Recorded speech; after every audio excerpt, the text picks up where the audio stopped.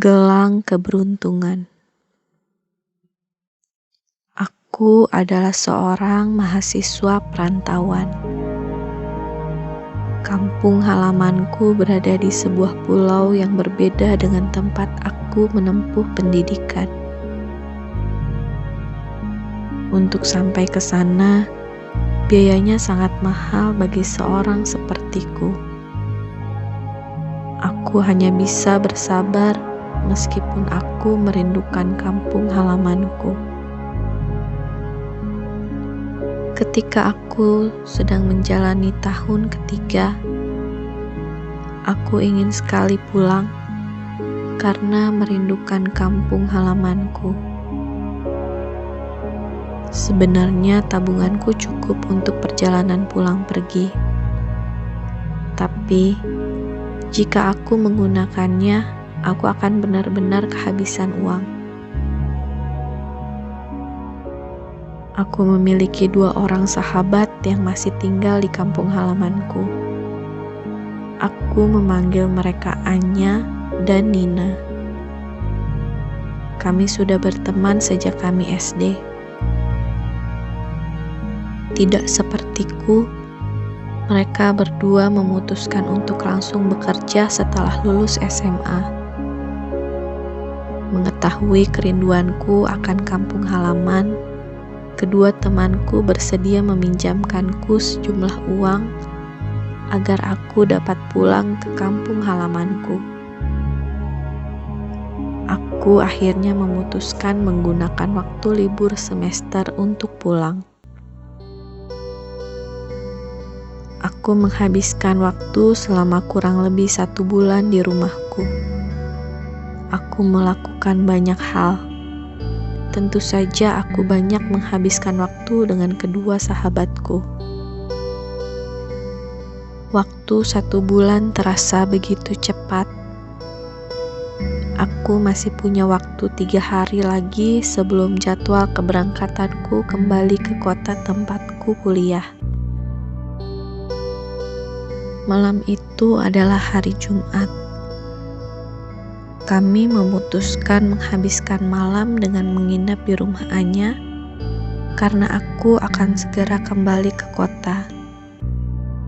Dan kebetulan kedua temanku libur pada hari Sabtu.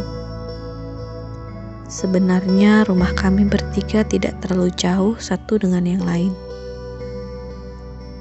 Ketika tengah malam, kami sama sekali tidak mengantuk. Atau mungkin lebih tepatnya kami menolak untuk mengantuk.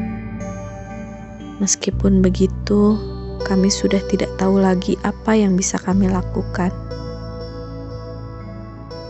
Kita uji nyali yuk ke rumah yang di Jalan Es, kata Anya penuh harap. Aku yakin Anya bermaksud membuat sebuah kenangan sebelum aku pergi. Bahkan Nina juga mendukung keinginan Anya dan mulai membujukku. Namun aku tidak menyukai rumah tersebut. Sebuah rumah tua yang berada tidak jauh dari rumah Anya. Rumah tersebut sudah tidak berpenghuni, bahkan semenjak aku kecil. Aku tidak tahu apa yang terjadi dengan penghuni rumah tersebut, atau apa yang pernah terjadi di rumah itu. Namun banyak beredar kabar bahwa rumah tersebut dulu digunakan untuk praktek ilmu hitam. Aku memang tidak pernah melihat hal-hal mistis, tapi aku dapat merasakan keberadaan hal mistis. Aku tidak mengada-ngada ataupun berhalusinasi. Aku dapat merasakan hal-hal seperti itu dari kecil. Karena hampir seluruh keturunan dari kakekku dapat merasakan atau bahkan melihat hal-hal mistis. Mungkin di antara keluargaku, aku yang paling penakut. Anya dan Nina tentu saja tahu kalau aku seorang penakut yang dapat merasakan hal mistis. Tapi sekeras apapun aku menolak, mereka tetap memaksaku untuk pergi ke rumah itu.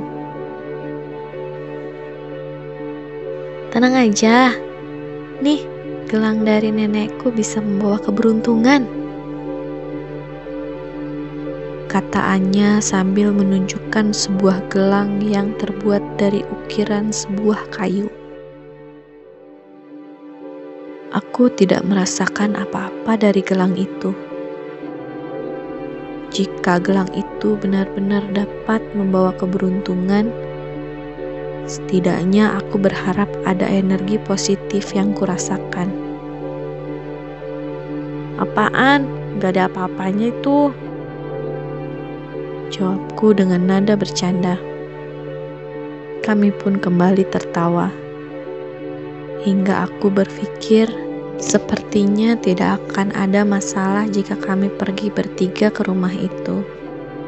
Energi kami sudah cukup untuk mengusir sial. Aku pun akhirnya setuju untuk pergi ke rumah itu.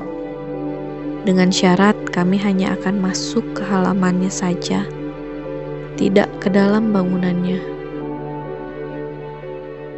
Ketika kami sampai di sana, perasaanku mulai tidak tenang. Rumah ini benar-benar dipenuhi energi negatif, pikirku. Anya membuka pagar dan menarik kami masuk ke halaman. Nafasku langsung sesak.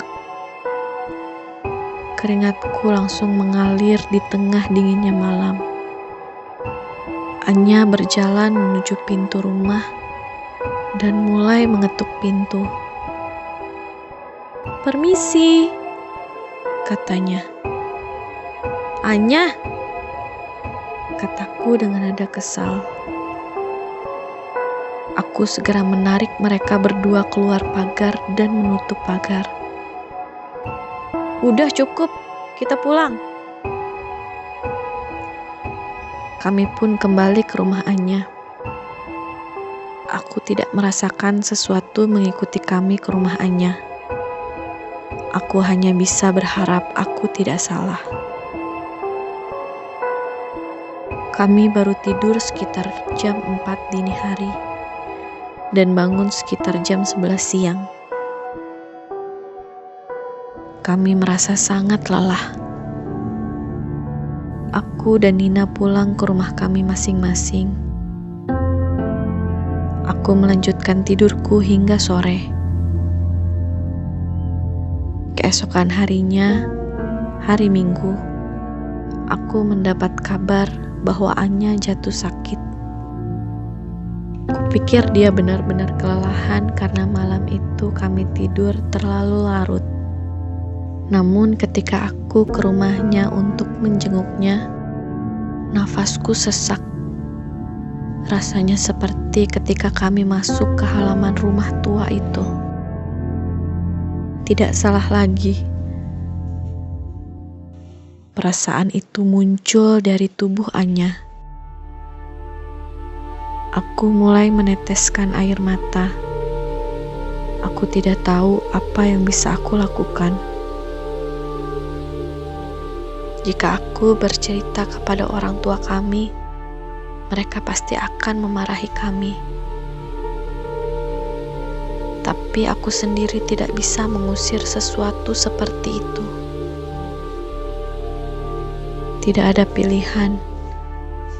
Aku menceritakan semua ke orang tua Anya dan memanggil orang tuaku. Rumahku dan rumah Anya tidak terlalu jauh, sehingga tidak memakan waktu lama untuk memanggil mereka. Ketika kami sampai kembali ke rumah Anya dan melihat kondisi Anya, ayahku langsung tertuju pada gelang yang dikenakan Anya. "Kalian berdua nanti malam taruh gelang ini di depan pintu rumah itu sambil minta maaf. Setelah itu kalian keluar sambil pamit." kata ayahku kepadaku dan Nina. Ketika malam tiba, aku dan Nina melakukan apa yang ayahku perintahkan. Kami tiba di rumah itu bersama ayahku yang menemani kami. Kami berdua meletakkan gelang itu di depan pintu rumah sambil meminta maaf, dan kami pergi sambil pamit. Lalu kami kembali ke rumah kami. Keesokan harinya, aku harus kembali ke kota. Sebelum aku berangkat, aku menyempatkan diri untuk mampir ke rumah Anya. Kondisinya belum membaik. Tapi perasaan tidak enak yang kurasakan sudah tidak ada. Sepertinya aku sudah bisa pergi. Lagi pula ada ayahku yang masih tinggal di sini. Jika ada apa-apa, ayahku bisa mengatasinya. Aku pun kembali ke kota dan kembali menjalani hari-hariku sebagai mahasiswa. Belum genap seminggu, aku mendapat kabar dari Nina. Kabar bahwa Anya sudah tidak ada. Aku pun kembali ke kampung halamanku dengan menggunakan uang tabunganku. Aku segera menuju rumah Anya. Saat aku tiba, ada Nina yang tidak berhenti menangis. Dan ada ayahku berdiri tidak jauh dari jenazah Anya. Aku mendekati ayahku dan melihat jenazah Anya. Lagi, nafasku sesak. Aku mencengkram tangan ayahku sekuat tenaga. Aku sangat sedih, tapi aku tidak dapat menangis. Rasa takut menahan air mataku keluar. "Yah," kataku memanggil ayahku. "Gelangnya kok ada di tangan Anya lagi?"